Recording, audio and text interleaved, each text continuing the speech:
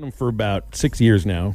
I especially love having Aaron Torres on after Arkansas gets a big-time basketball commit, because we spoke with AT, back during the Mike Anderson days, and he would talk a little bit about Eric Musselman at Nevada and when Coach A was let go and, do the coaching search, and Muss ends up as the head coach, and AT answered the criticism about Muss about this is a guy that just does it through the transfer portal. Well, you know what?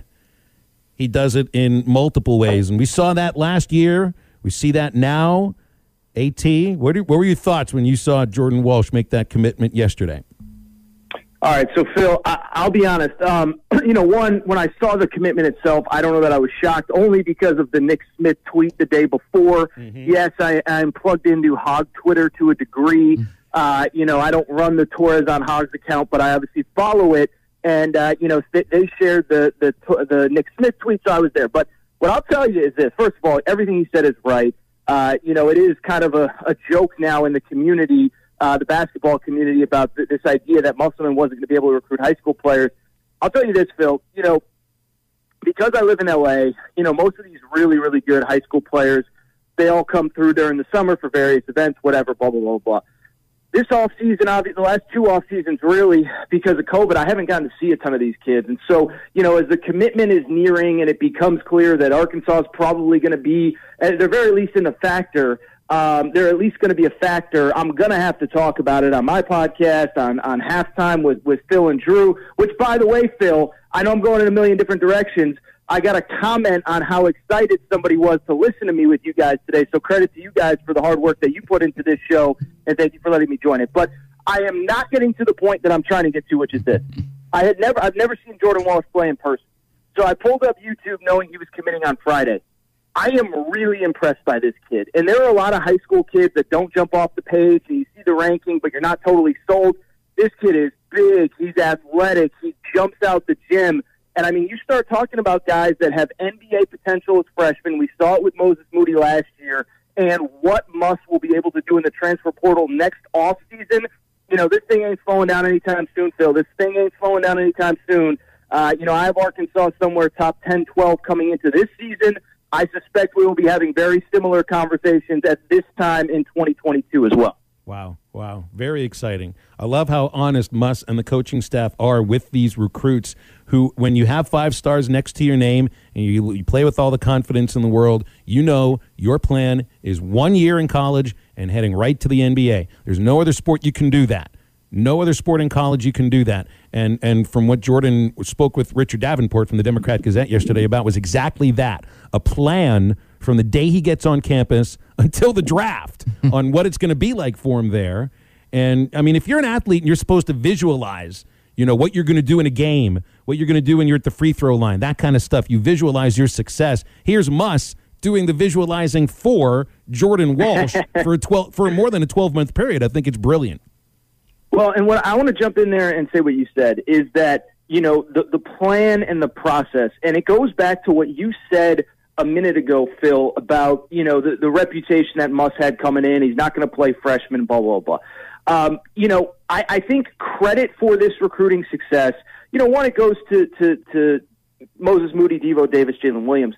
2, it does go to Muss, though. And the thing about Muss, I'll tell you this. Listen, you guys know every guy wants to win. Nobody wants to win more than that guy. And if you're 17 years old and you're 6 months removed out of high school, and you are going to put him in a better position to win than the 22-year-old redshirt senior that's played, he's playing who helps him win. And so I do think some of this goes back to last year's NCAA tournament where everybody gets so caught up on Moses Moody. And it's really funny, Phil, and Drew, is that as I'm doing all my preseason rounds, Devo Davis is a guy I think could win SEC Player of the Year. But when you mention that, people just look at the stat sheet from last year, see that he didn't have that big of an impact, statistically. But if you watch the games late, Moses Moody, Devo Davis, and Jalen Williams, there's no Elite Eight without those 3 freshmen stepping up. And so I only bring that up to very simply say, this is a credit to Muss for having a game plan, but this is a credit to Muss for doing what you said, Phil. He fulfilled the promise to those freshmen where he went into their living rooms, the freshmen last year, so it would have been whatever it was, the fall of 2019, 2020, whatever it was. And he told them, if you guys are the best players, you guys are going to play. He fulfilled that promise. Those freshmen got them to the Elite Eight last year with the help of some veterans. And that is what is paying dividends and allowing this kind of success on the recruiting trail to get a Jordan Walsh and obviously a Nick Smith a few weeks ago. Yeah, it's exciting what Eric Musselman is doing, and it feels like the momentum that he's building isn't going to stop anytime soon. But it is football season right now. We still haven't technically crossed over into college basketball season, and a big one here in Fayetteville this weekend with Arkansas and Auburn. But the one aspect of the game that I want to get your opinion on is which running back room would you rather have? The 4 talented ones at Arkansas, or do you want Bigsby and Harris? Well, I just want I just want whatever is productive. And what I would say is a couple things. One, I know obviously coming out of last weekend, I think there's 2 ways that I look at this game. One, coming out of last weekend, I know it's not how you wanted the game to end, and I know you obviously want more out of your defense. That offense put up almost 700 yards of offense. I mean, Phil, you talk about me and you going back to the Mike Anderson days. I mean, we went months without the Chad Morris era putting up 700 yards of offense. So, there are positives to take out of that game. And then with Auburn specifically, I'm also kind of intrigued by them as well. And I'm not saying the Hogs are going to roll, but you look at their resume. Okay, you lose at Penn State, natural. They're a good team, maybe a playoff team. You get smoked by Georgia. Everybody gets smoked by Georgia.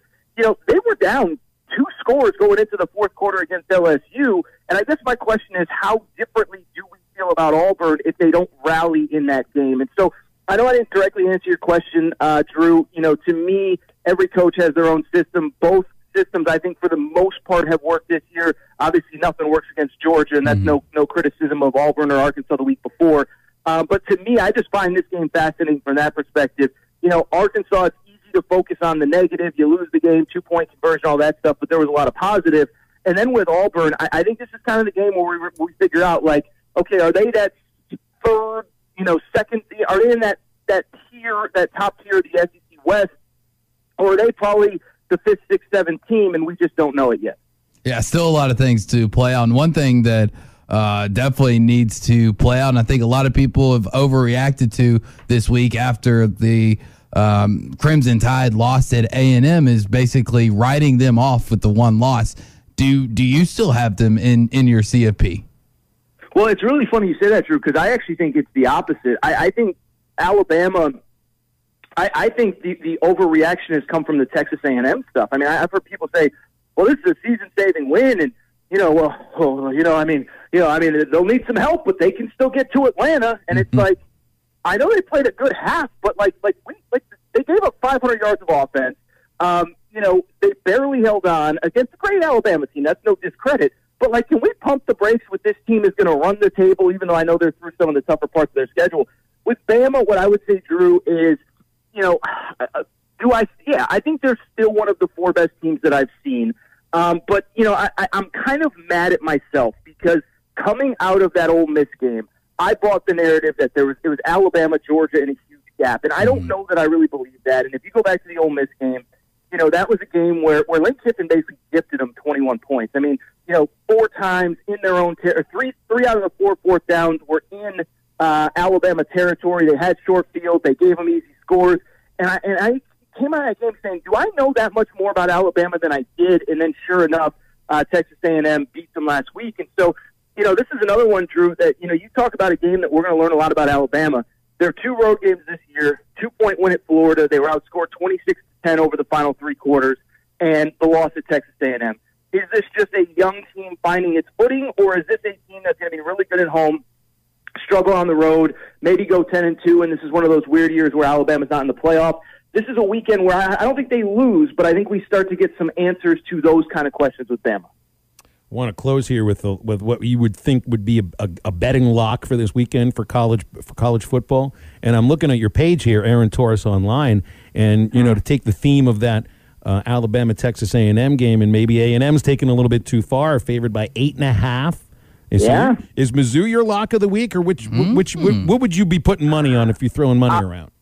I'll tell you, I don't love the board this week, but what I would say is, I think Mizzou's probably that team for that exact reason. They give up a lot of points, but they score a lot of points. A&M going on the road off of a big win, noon kickoff. It's kind of that time of year where, they're inching towards that bye, but that bye's not there yet.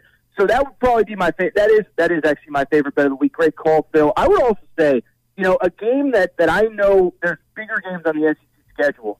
I mean, Lane Kiffin going to Tennessee, baby. Let me just say, one, home crowds have impacted games this year. And two, what I would say, I know Lane Kiffin's been back to Tennessee as Alabama's offensive coordinator, but this feels different. He's the head coach now. This isn't an Alabama, butt whipping coming. Tennessee's playing well. This is a game that they think they're going to win.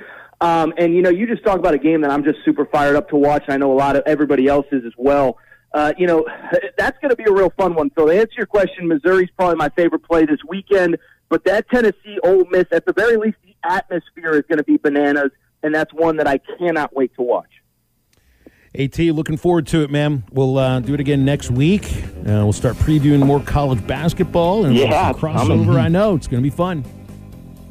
Thank you both. Have a great afternoon. Thank you to the listener that tuned in just to hear me. No, he didn't tune in just to hear me, but he was excited to hear me. So thank you to that guy.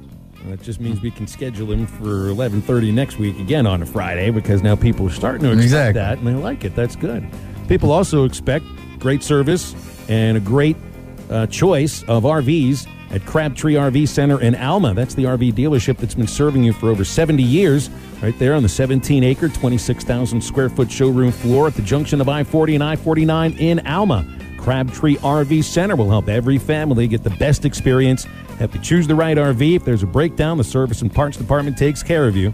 Everything you need at Crabtree RV, making your family's dreams come true. For over 70 years and 4 generations, the inventory is at CrabtreeRV.com. First hour to wrap up next. We're back and better than ever. All eyes are on the gridiron as teams are back for another football season. As always, BetOnline is your #1 spot for all the pro and college football action this season. With the new updated site and interface, even more odds, props, and contests, BetOnline continues to be the #1 source for everything football. Head to your website or use your mobile device to sign up today and receive your 50% welcome bonus on your first deposit. Don't forget to use our promo code BELIEVE to receive your bonus. That's BLEAV. From football, basketball, boxing, right to your favorite Vegas casino games. Don't wait to take advantage of these amazing offers for the 2021 season. BetOnline is the fastest and easiest way to bet on all your favorite sports. BetOnline, where the game starts.